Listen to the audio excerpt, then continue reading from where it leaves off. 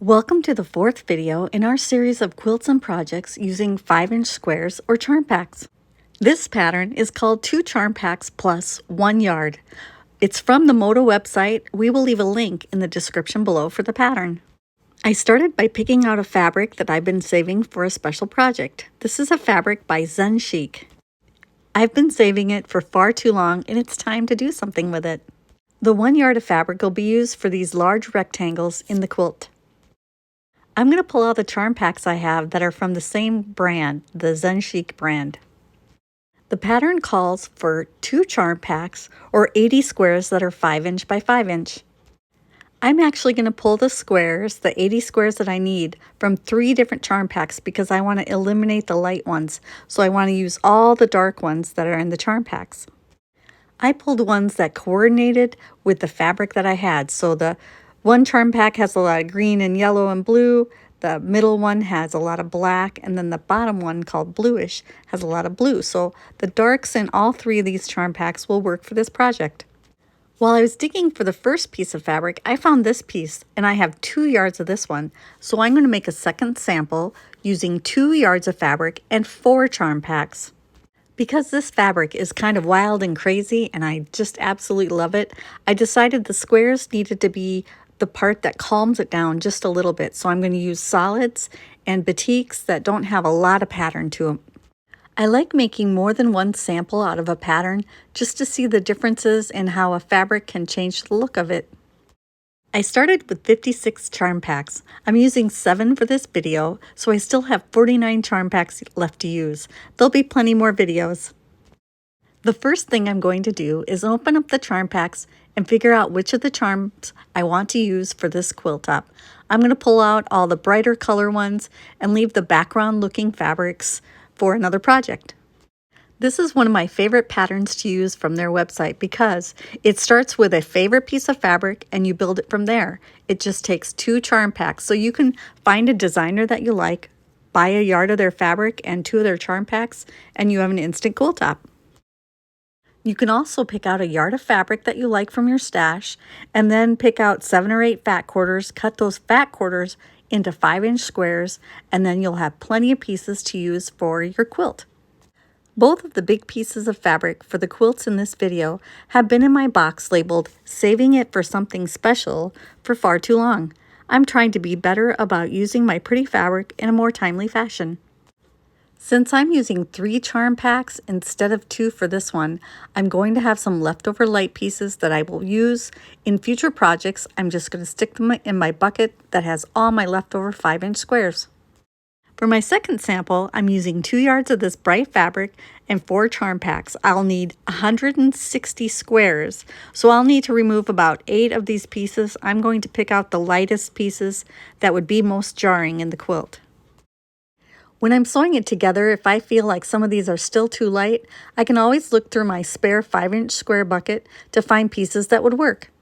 Now it's time to cut the big pieces of fabric. For the setting rectangles, you'll need to cut 3 strips that are 9.5 inches by the width of fabric, and then subcut those strips into 24 9.5 inch by 5-inch rectangles. You'll also need to cut 1 strip that is 5 inches by the width of fabric, and then from that piece cut 4 rectangles that are 5 inches by 9.5 inches. At the very end, I had just a little bit of fabric left over, so instead of throwing that back in my bucket, I cut it into a 2.5-inch strip to stick in my 2.5-inch strip bucket. You will need a total of 28 rectangles that are 5 inches by 9.5 inches for the quilt top. While you're at the cutting table, make sure to cut your binding pieces. For the smaller version, you will need 6 strips cut 2.5 inches by the width of fabric. If you are making the larger quilt, you will need 9 strips that are 2.5 inches by the width of fabric.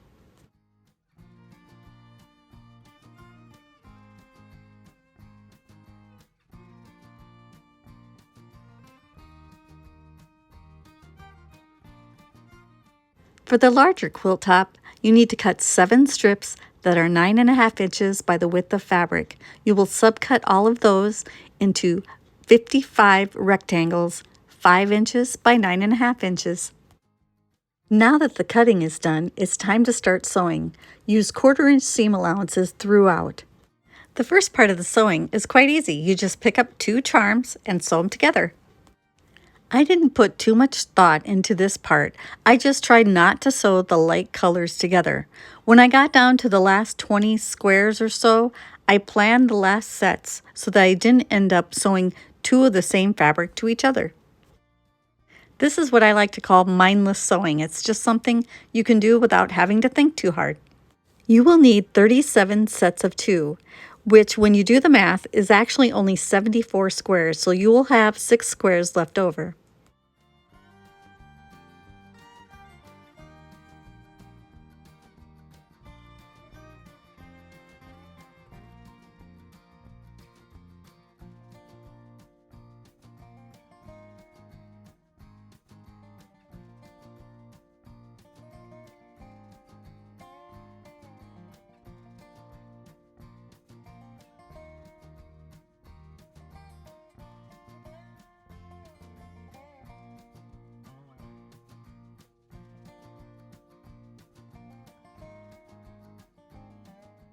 Once they are all sewn up and cut apart, you want to set aside 6 of the large rectangles that we cut out and 15 of the sets of 2 charm squares. For the remaining sets of charm squares, you will sew a rectangle to each of these sets. You will need 22 sets that are 1 rectangle sewn to 2 squares.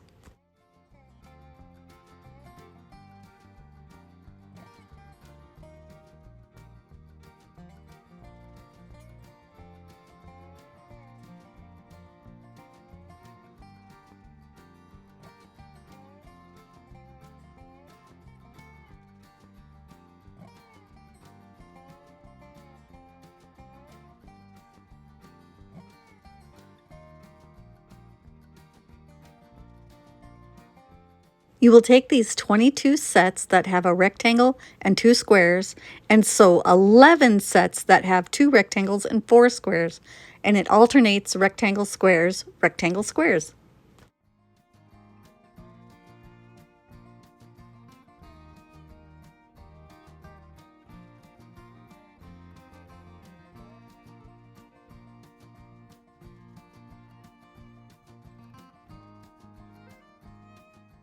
Now it's time to bring back the pieces that we set aside earlier. On the 11 rows that we've sewn so far, on 6 of these you will sew a rectangle to the end. These will have rectangles on both ends. On the other 5, you will sew a set of 2 squares to the end of that unit. These will have sets of 2 squares on both ends of the row.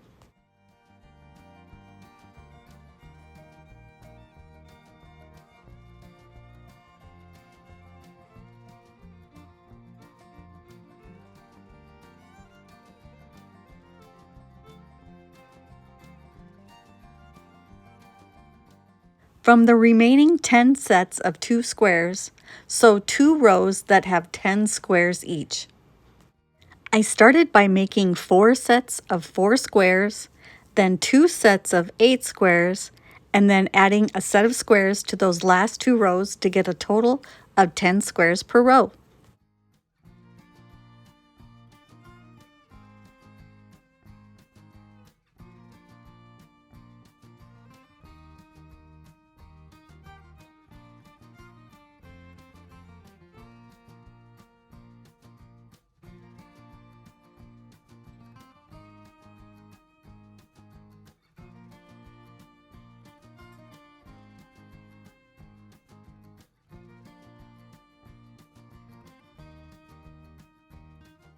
Now that all the rows are sewn, it's time to do some pressing. For now, I'm only going to press the rows that have rectangles in them. You're going to press all of these towards the rectangle pieces. Where there are sets of 2 squares sewn together, it doesn't matter which direction you sew that center seam. Just always make sure you press towards the rectangles. I will wait and press the square row that has the 10 squares in it at the very end after I've sewn it to the quilt top. That way I can press those seams whichever direction matches the rows that have the rectangles. Many quilters like to press seams as they go along. After they sew a seam, they like to press. But for this particular quilt, it works really well to press all the seams at once, and it sure saves a lot of time. Once everything is pressed, then it's time to lay it out either on a design board or the floor to make sure you have it arranged the way you like, kind of spread out the colors. Alternate the rows that end in rectangles and squares. Add in the rows of just squares to the top and bottom for placement, and then it's time to start sewing the rows together. When sewing the rows together, I did pin at the corners where the rectangles and squares meet on each row. The seams should nest together, but I wanted to make sure that I didn't stretch any of the pieces and pull one row longer than the other.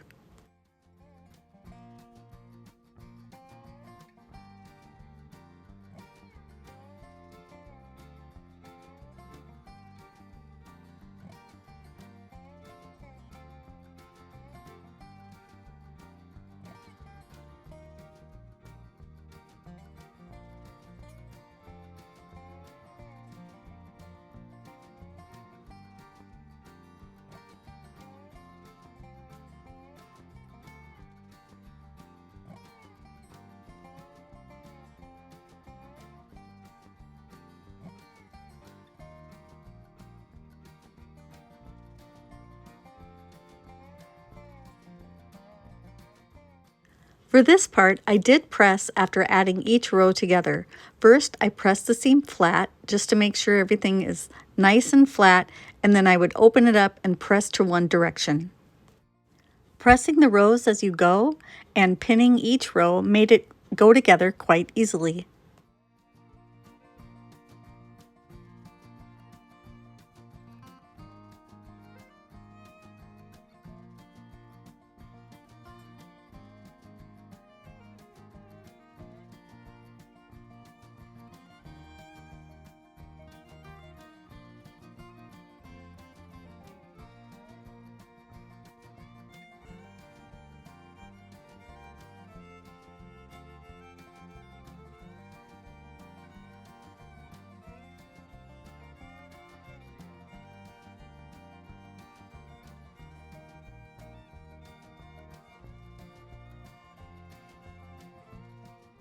And here's the finished quilt top all put together.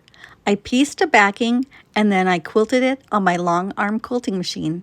I sewed the binding to the front of the quilt, flipped it around to the back side, and top stitched it in the ditch from the front side. The finished quilt measures 45 inches by 58.5 inches. For the larger size, just double the size and turn it 90 degrees, so the squares will now be on the sides of the quilt, and each of the rows will have 5 sets of 2 squares plus a rectangle unit. The rows will be ending in rectangles on one end and sets of 2 squares on the other end.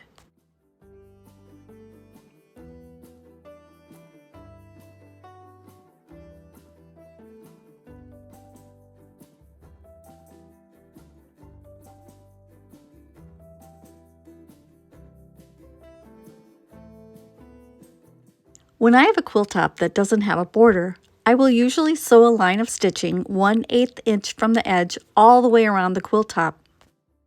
This prevents the seams from coming loose and keeps the edges from stretching.